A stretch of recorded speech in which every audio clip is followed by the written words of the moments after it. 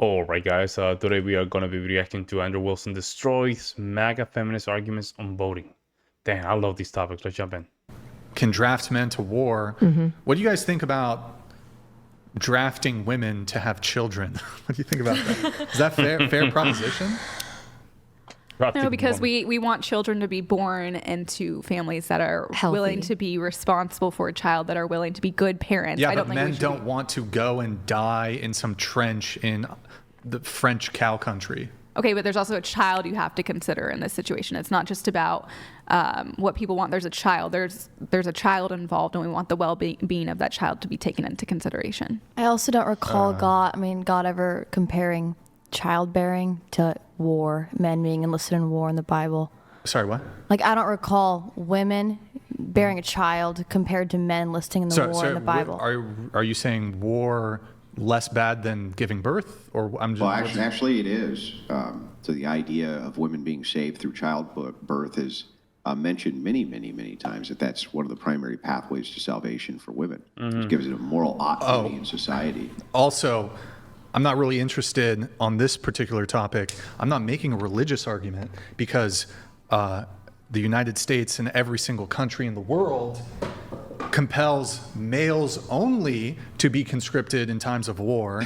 So it's not even a biblical or theological or religious argument. I agree with you. I was just responding. Oh, well, I'm not directing that at you, Andrew. I'm directing it at her.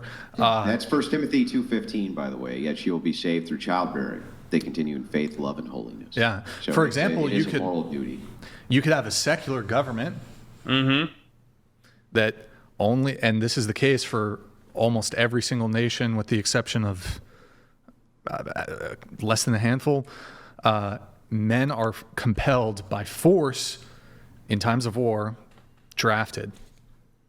There's no corresponding, like, we're going to force women to do this. Okay, sure. Low-key, this sounds like The Handmaid's Tale. Are you saying we're forcefully impregnating women? Is that what like, how else are we? No, I'm not doing a prescriptive claim. I'm speaking descriptively. I'm talking about what is, not what should be. I don't think women should be forced to, but it is an interesting thought experiment to be like, okay, well, if the government can force men to, go to, go somewhere, European theater during World War II, European theater during World War I, and die in some trench and be bombarded with shells and for months on end and suffer extreme PTSD. This kind of ties into our previous conversation with duties. So men have duties to the point where they can be forced to go to war for their country. And we can talk about, well, women's duties are this, but it's not state compelled, whereas men's duties are state compelled through force. Nobody points a gun in a woman's head and says, in a time of war, where in order, here, I can frame it this way. Well, to finish my sentence, women, there's nothing that compels women from the state down that says, okay, you need to go have kids, you need to produce kids. Nothing like that. Let's say, for example, not even that it would be a good idea. Think about it from even the military side. Like, you guys remember growing up with the Army commercials? Like, they would even put the Army commercials in kids' shows, right? Thinking that this would assist with the psychological indoctrination for later, you know what I mean? And they had the cool music, and, they would have these cool slogans like Army of One, you know what I mean? Things like that. All of that was indoctrination from the top down in order to get men to fulfill a social duty for the protection of the nation. Same thing, but there's no equivalent of that, even through propaganda for women. And that's kind of Brian's main point. So then are you both saying that men should not be legally obligated to fight in wars? That's not what they're saying. Well, I think that the draft is necessary. And I think that there's all sorts of compelling reasons I can give. Now, this is one of my most unpopular positions, that I think that the draft is necessary, and that there can be great times where you need huge amounts of conscripts to defend the nation, and that there is a social obligation for men to do that. The reason men resist that now is because they don't feel like women are living up to the same obligations that they are compelled to have to move towards, and so they don't want the draft anymore. Women can't be drafted. right? There's all sorts of double standards for women. Women, for instance, sports reporters, I was talking about this earlier today, they can go into men's locker rooms. And they fought for the right to go into men's locker rooms to interview them. Men can't go into women's locker rooms. And What was that? talking about this earlier today, they can go into men's locker rooms. Oh. Sports reporters, I was talking about this earlier today, they can go into men's locker rooms. And they fought for the right to go into men's locker rooms to interview them. Men can't go into women's locker rooms. Good point. And Good do point. interviews. Like, there's all kinds of crazy Good point. And double standards. and that alone is right there. You know, there's preferences. A woman can go to a man's locker room, ask these questions, but not the other way around. You see? That's a privilege right there. Which are set between the sexes. That's a privilege. In an egalitarian society, you can't really have that. So it's like, if it is the case that you think that women deserve an honored place in society as matrons, then they have to fulfill their social obligations like they expect men to do. Or why is it that you would have any expectations of men? Why wouldn't men just resist it at every level? That's Brian's point here, right? I actually agree with you a lot on the draft is necessary and stuff. What I think, this is just a thought I've randomly had, is that women shouldn't be allowed to go to college until they're like 28. If men are being drafted, women shouldn't be allowed to go to college until they're 28 unless they have kids. Just a thought I had. Because if they don't have a career to seek after, then they have husbands. It's a thought. It's a thought. It's a thought. Interesting thought. It's a thought. That is not a bad thought. Hey. It's a crazy thought. That is an interesting thought. That is an interesting thought. In those first important years, you have to have a kid. You have to have a kid. That's brilliant. I speak what I. Yeah, that's okay. I think one way that you can take care of this is you take the right to vote and you give it to married households instead, one household voting. Ooh, that's I think nice. that's a really good idea. I like that One of idea. the reasons that's a good idea is right now in the current state of voting, the anti-suffragettes, the ones who were against feminism initially, and it was first wave feminism that brought in the suffrage movement to say that women should be able to vote, they made it one of the most compelling arguments, which is this will divide household against household. It'll divide husbands against wives. The second women become political pawns of the machine, they will be divided from their husbands. That's exactly what's happened. The anti-suffragette arguments read like prophecies now. Yeah, it's if true. If you read them now, they read like prophecies. Like, it's amazing how accurate each one of those arguments is. Oh, one question, Households Andrew. are indeed divided. And the anti-suffragettes, wasn't it predominantly women, correct? That's correct. Well, not only that, but what's really interesting is that they had to fight so that women couldn't vote on voting, because when women voted on their right to vote, they voted against it. And initially, feminists made the bold claim that the reason is because women were too comfortable and their status in society was too good. And it was. They couldn't incur any debt. No debt. They weren't allowed to incur any debt whatsoever. The husband had to incur the debt. Wow. They weren't, all of these things, that women were so comfortable in society, they didn't want to be considered political cogs. To give you an idea of how powerful women were in their moral stances before they became cogs of the voting machine, they passed the 18th Amendment, which passed before the 19th Amendment, which is their right to vote, right? They got the 18th Amendment passed on just moral grounds because they were considered moral arbiters in society. They were considered the more moral sex, because they were not political cogs to be used. And it's like, and they gave up all that high ground. It's just crazy to me. It's like backwards. You know what I mean? It's backwards. We should not be dividing husbands against wives. And you know what's crazy? It's not necessary. It is true what Andrew's saying, because in my household, politically, my mom and my dad were never in the same place. And this is, I don't know, I probably has my belief system somewhere in my gene pool, probably my grandpa back in, I don't know, in the Spaniard era. You know what I'm saying? Like I don't know. Somewhere I find out that, that's not the way to go. But in my household, meaning my family household, my mom and dad were never in the same place. Never. Politically. And she never wanted to be under my dad's wing. Never. Crazy. That's a great point.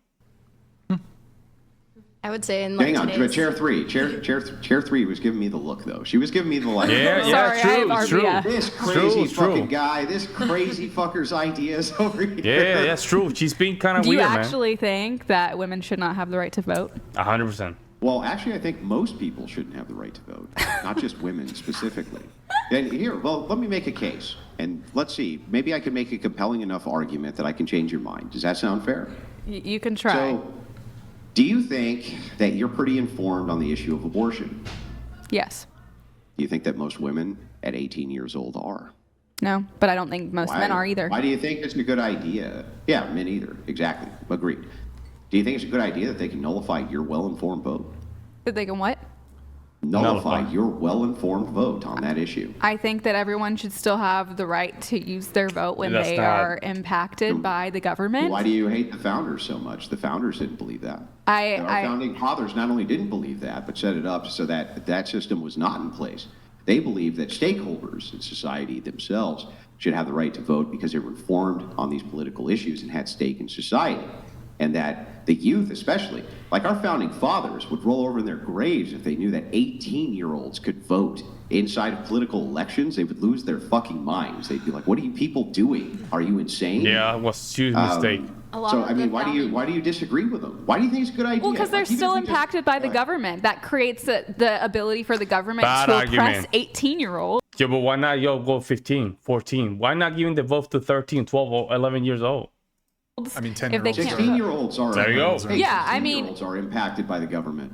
Should valid. they be able to vote? Well, first of all, 10-year-olds can't also don't go and fight wars. But no, I honestly, I mean, it's a valid argument. But 18, no, there we go. Yeah, it's a valid argument. 18-year-olds can be drafted, and they can't buy a beer.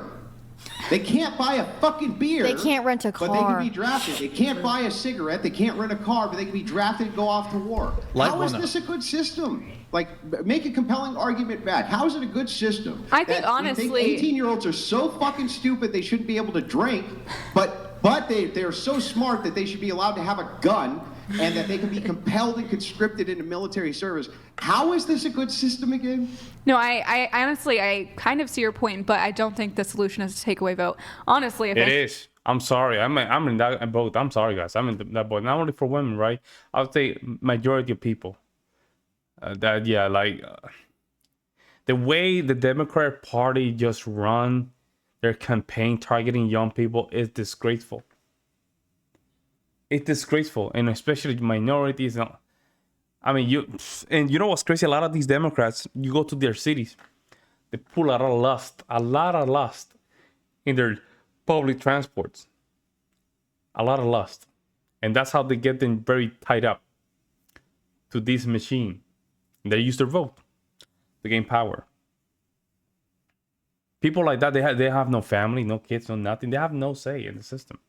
They should not be allowed to vote. Because they're not contributing anything.